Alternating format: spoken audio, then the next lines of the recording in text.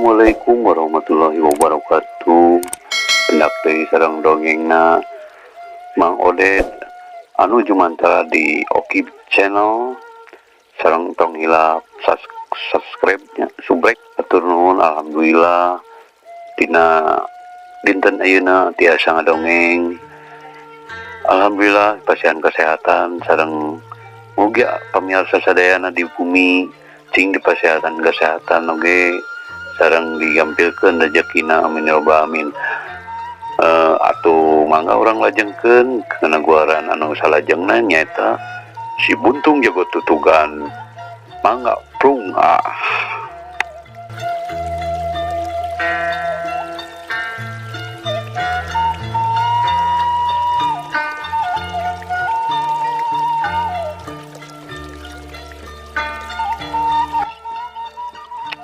Sajajalan si Andi mikir, ayeuna manehna apal yen anu bareto rek ngabadog imah Haji Subana teh daya lian ti Baharawi.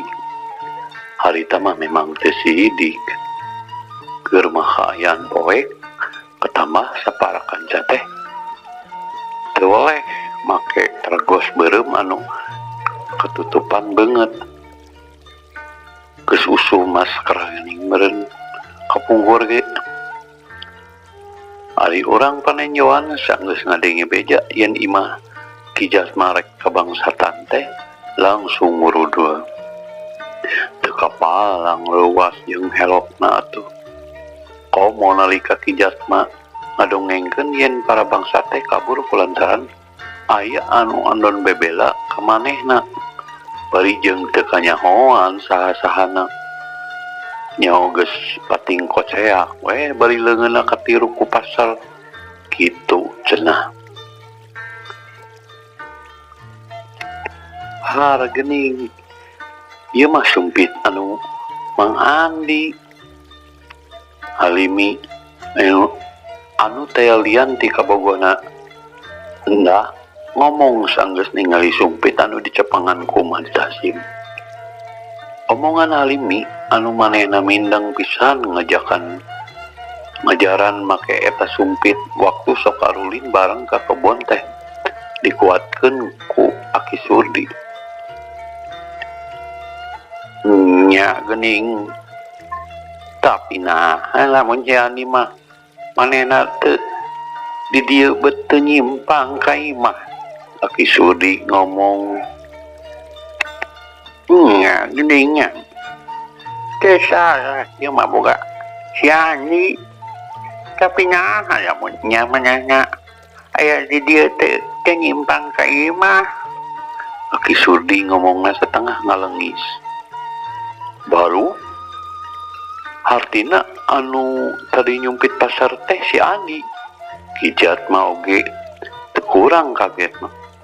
Pacampur jeung era oge. Sabab apanan manehna samemehna teh pernah patelak jeung si Andi.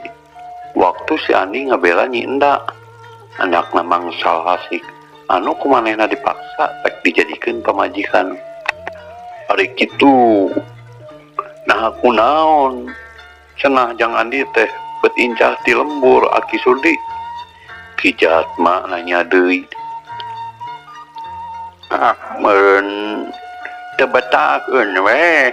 Aki Surdi nembalan sayana teu nyebutkeun anu sabenerna. Da ceuk pamikiranna mah eueuh gunana didongengkeun oge. Geus moal bina deui pasti jang Andi anu boga petak kitu teh. Sabab manehna mah sanajan budak oge lain budak samanea. Si Andi mah titisan Mang Apang. Ceuk Mangsal Hasik make nyabit-nyabit Mang Apang tukang giribig segala rupa. Dulur-dulur, lamun nya teh si Andi ngagalgalkeun jeung nulungan Ki Jasma, geus we cukup urang panenjoan nu nyaho. Teu kudu diomong-omong kanu sajen. Omong nepi ka lembur mah bahaya pikeun manehna. Bisi kadengen ku cak-cak podas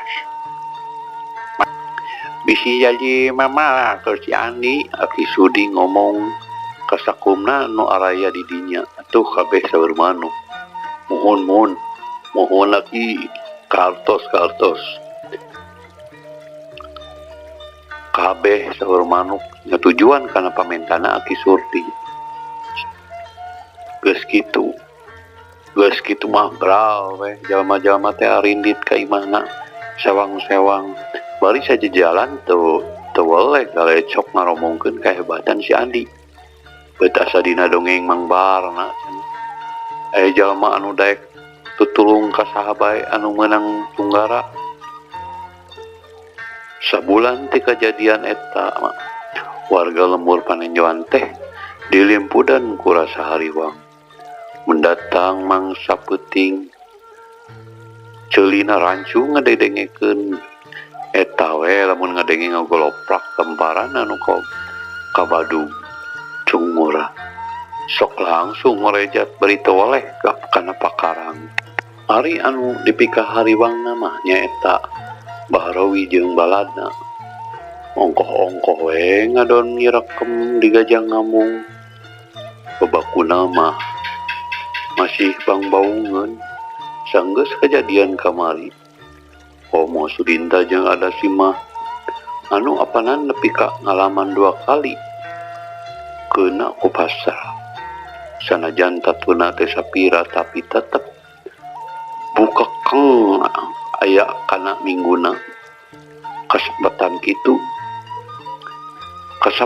kitu teh ku Bahrawi dimangpaatkeun pikeun ngagembleng si Andi. Bahrawi tamah-tamah we gede hate sabab ningali kekuatan si Andi anu ayeuna mah asa tamah rongkah manehna sorangan teu bisa ngungkulan kekuatan tonjokan leungeun kede si Andi ayeuna pangajaran anu katilu kaopatna jeung saterusna anu katilu nyaeta ulah mere kesempatan ka musuh cek Bahrawi harita wanci kakaran injak lingsir ngulon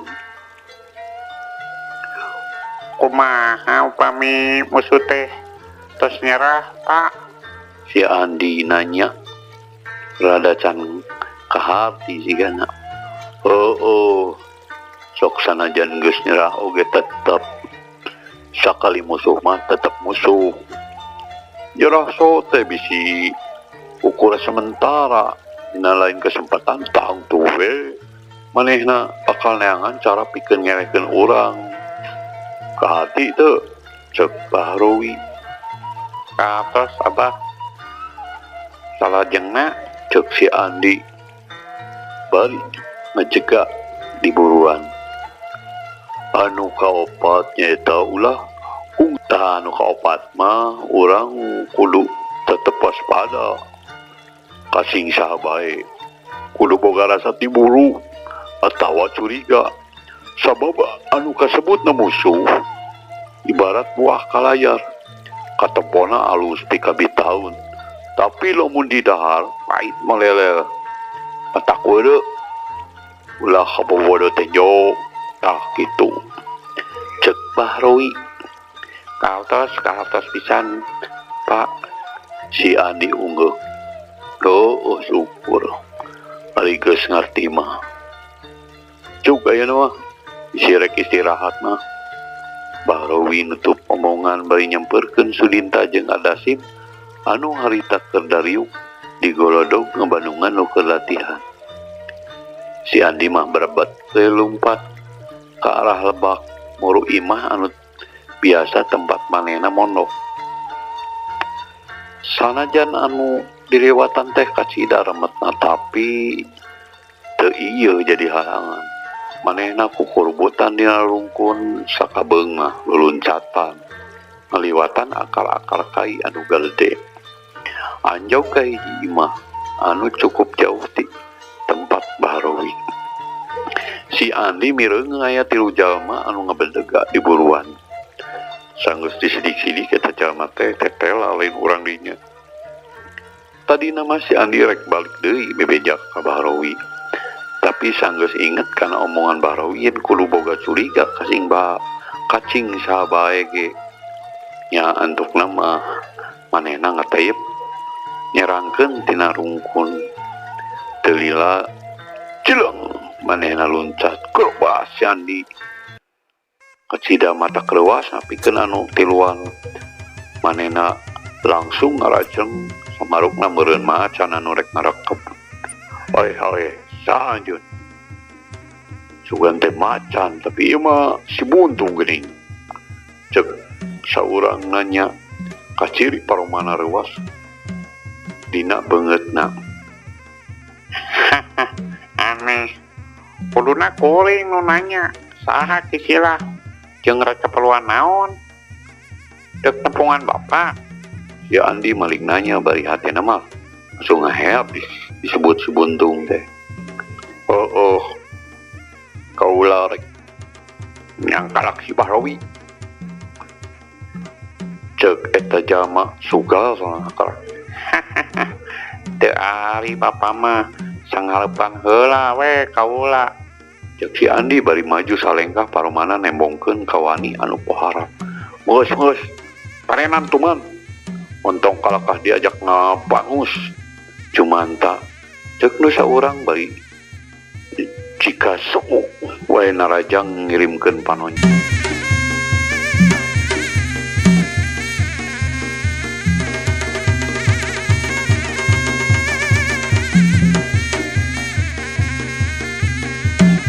si Andi nunggeus taki-taki langsung loncat ka katuhu bari sakila mapag peureub anu bieu deuk ngahanca beungeutna hiu jebrot peureub lawan dipapaguleungan buntungna karepeng anyir sia gelo teh eta jalma ngarasa asa dipabuku beusi can oge sempetna naon sajarelat si Andi ngaheumbatkeun leungeunna katuhu dina gerakan heula ngabinti disusul tepus ku leungeun kencang ngadagor pretena kowong eta jalma ngowong bari langsung ngulupung aduh ningali balada anu ngajongkeng ukur dina dua gerakan anu dua anteh talian Tiki Jandra jeung anak buahna langsung narajang nyebetkeun badogna sugan kudu kusi lainnya pieu mah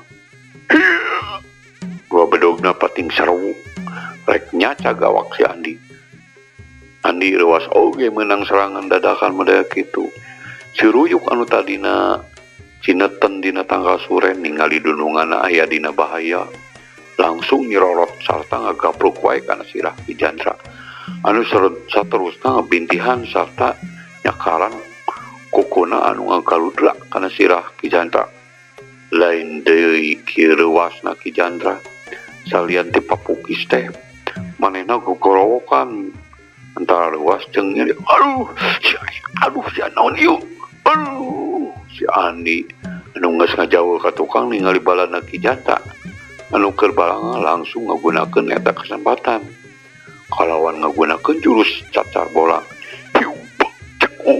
leungeun kencak katuhna kana liga burung jeung beungeut lawan Ki Jandra anu harita masih disambaran si Ruyuk geus teu mikir panjang deui ngan gajang peletuk lompat kabur ninggalkeun anak buahna bari ngagorowok dah kabur euy moal pihadean pokna moal pihadeun pokna ningali ke gedungna kabur teh dua balana teh nolih tenolih kana kanyeri gajang we loncat kana rungkun anu saterusna pating gorobas kabur ninggalkeun si Andi anu ukur bisa gogodeg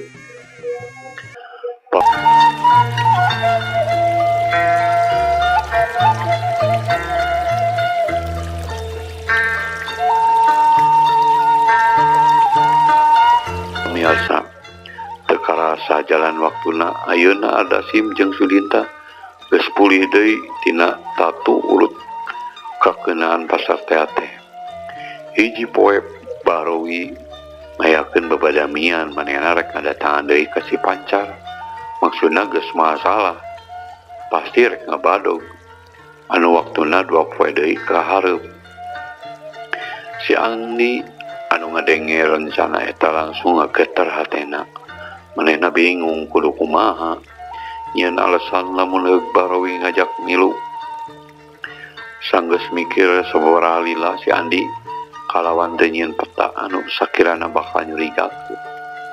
Manehna bebeja minta izin rek ka paninjauan nepungan nu jadi akina. Pak, Andi teh bade nyungkeun izin sejana pangan pun aki ka paninjauan. Tosono pisan Andi teh. Pokna bari tungkul sieun Barawi apa kana sorat matana. Cuk wae Andi. Manja tadi nama rek dia aja ka Cipancar penting isuk cek Barawi. Kumaha atunya? Rasana mah hoyong ngiring ka Cipancar, namun Andi terang upami bade aya rencana luntak ka Cipancar. Si Andi nyelok api-api teu apa kana rencana Barawi. Tadina we di bejana dina waktuna rek niang. Tapi hari maneh geus boga rencana mah nya teu nanaon. No mah tulalila teuing. Jawaban Barawi. Kacida matak pikabungaheun napikeun si Andi. Mohon Pak, mangga. Paling ukur sadinten tema si Andi bari ngaleos maksudna rek sasadiaan. Sanggeus pamitan abrawe manehna miang. Aing kudu sabisa geuwah teh beja ka Aki Sudi ngeunaan rencana Barawi. Masalah rek ngabadog imah Pak Haji tah saha deui nu di Cipancar mah anu beunta Gerentesna dekat catur di jalanan si Andi nepi ke paninjauan teh. Kirawan si Magrib Aki Sudi jeung Nini Uti kacida pisan bungahna. Malahan mah warga oge langsung tumplek di imah Aki Sudi. Salian ti panasaran teh hayang ngadenge lalakon jeung utamana mah hayang nanyakeun ka jenisna nah benerna anu sababaraha bulan ka tukang nulungan Ki Jatma. Tapi si Andi harita teh bisa tumanina di paninjauan teh. Da pugu manehna mah datang ka dinya teh aya maksud sejen salian ti nyacapkeun ka sono ka Aki Kukutna. Dadak-dak we si Andi teh ngadongengkeun rencana Barawi anu dekat Cipancar sakaligus ngadongengkeun kumaha lalakonna manehna beut mimilu ka Barawi. Maksud abdi ka dieu teh sejan da bantosan ka Aki. Cek si Andi nutup caritana ku minta tulung. Bantuan naon Andi? Aki Sudi rada can paham. Ngawartosan perkawis ieu Aki mardaka abdi mah kabujeng upami kedah katanggulun mah kumargi abdi kedah tos uih deui ka keujang ngamung supados Barawi teu nyimpen curiga. Si Andi nerangkeun maksudna. Nya heug ari kitu mah Ki deuk nitah Halimi jeung nu sejen sangkan nepikeun hal ieu. Aki Sudi nya tujuan. Si Andi ukur sapeuting ngendongna teh kalawan teu mikir kana kacape isuk rebun keneh manehna geus pamitan rek indit deui ka Gajah Ngamung. Kita Barawi anu ngalaksanakeun niat indit ka Cipancar teh anu maksudna ngagarong deui imah Haji Sobana. Memang geus hasil bawa kabur harta banda hasil ngabadogna, tapi kalakuanna teh kapargo ku Ki Saudi anu antukna Barawi patelak jeung Ki Saudi, tapi dina patelakna eta Ki Saudi ngalaman tatu tak-takna katigas ku bedog Barawi nalika Barawi rek mateni Ki Saudi anu geus teu walakaya. Niat Barawi teh digagalkeun ku si Andi dileungeuh kitu lain deui. Kieuna ngamukna Barawi teh anu balukarna harita ngayakeun serangan ngadadak ka si Andi ngan deui-deui niatna teu laksana lantaran si Andi kaburu katulungan ku pamardaka. Ari Barawi pan tos beda apa lamun manehna teu kacida kimir ku pamardaka. nya manehna kabur deui wae bari ninggalkeun gembolan hasil ngabangsatna. Ari pamardaka ngabejakeun yen cenah anu nyelametkeun harta benda Haji Sobana teh si Andi. Kukituna Haji Sobana anu tos ngadua kalian ditulungan ku si Andi teh ngarasa kautangan budi. Harita oge ayeuna mah ku si Andi dicaritakeun lamun Bahrowi teh guruna sorangan. Di kejadian eta si Andi teh cicing deui di lemburna nyaeta si Pancar salianti nungguan ki Saudi cager tina tatuna. Manehna geus hoream deui mimilu ka Bahrowi.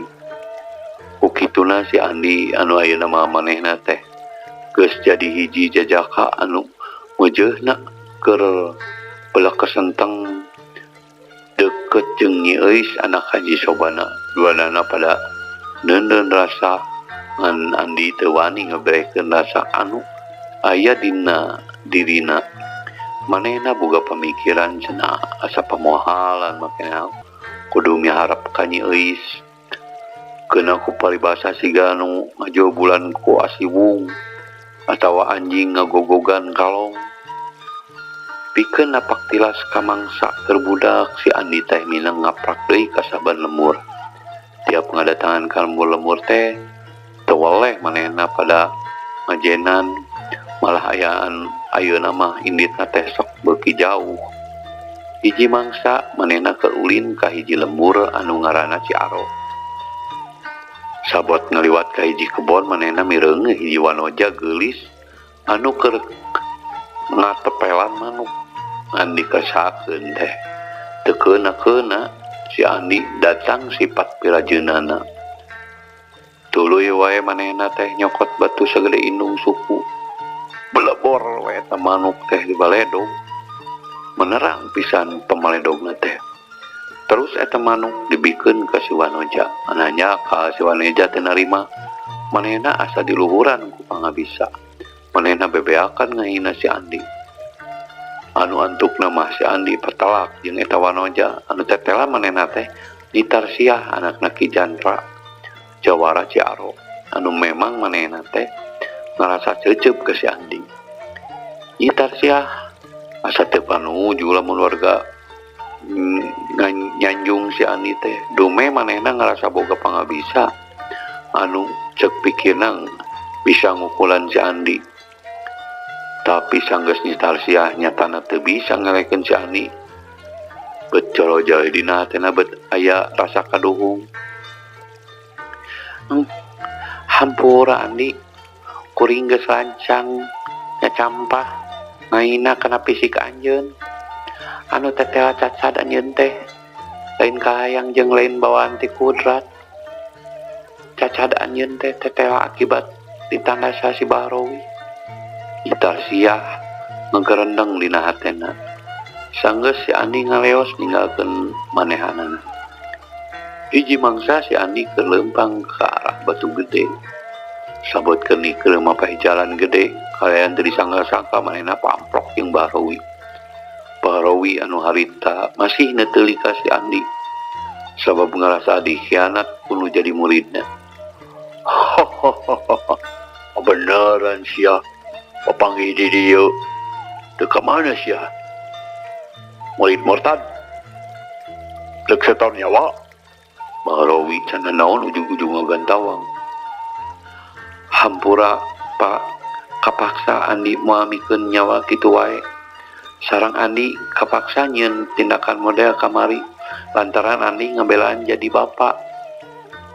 Sanes bade ngalangar kana janji. Tembal si Andi harita nyaritana teu nemongkeun ka gimir saeutik oge. Wah sia pinter nyieun alasan sia wadaran ku aing. Ayeuna keneh Bahrowi kalah kabeuki nentab amarahna. Teu gampang nyebut nyawa wae teu sagawayah dina ngalaksanakeun. Kudu meunang heula parentah ti Nu Maha Kawasa. Andi nembal bari sakilat mundur nyingkahan panarajang Bahrowi. Dak make jurus naon pamere ti aing sia teh? Bahrowi nyarita. Bari mere isyarat ku ngiceupan Sudinda jeung Andasin.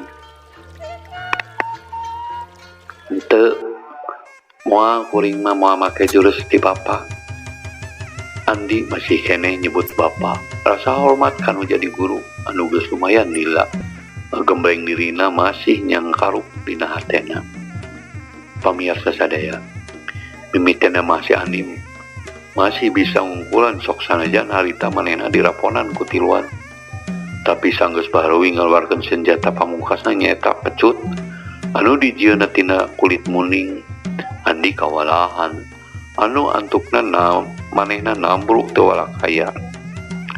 Kitu deui si Ruyuk anu niatna bebela kadunungan teh sarua nasibna kasabet ku congo pecut nepikeun ka kapang ngagawir. Nalika Bahrawi teh rek nigaskeun bedogna kana beung si Andi, mendadak Bahrawi macleng tina leungeunna sabab tetela aya anu-anon bebela ka si Andi. Bahrawi anu geus sabaraha kali ngalaman pangbokong samade kitu teh langsung ciut hatena teu mikir panjang deui manehna nitah Sulinta jeung Ardasi ngabalangkeun si Andi anu awakna garetihan balas kakeunaan pecut Bahrawi kagawian. Sanggeus kitu magewat kalumpatan kabur ninggalkeun eta tempat. Heuleuk waktosna seueur pamirsa. Hapunten pisan ya. Atur nuhun kasadayana parantos ngadangkeun ieu guaran si Buntung Jabat Tutugan oge ulah hilap subrek sareng like jeung komen. Hatur nuhun. Wassalamualaikum warahmatullahi wabarakatuh.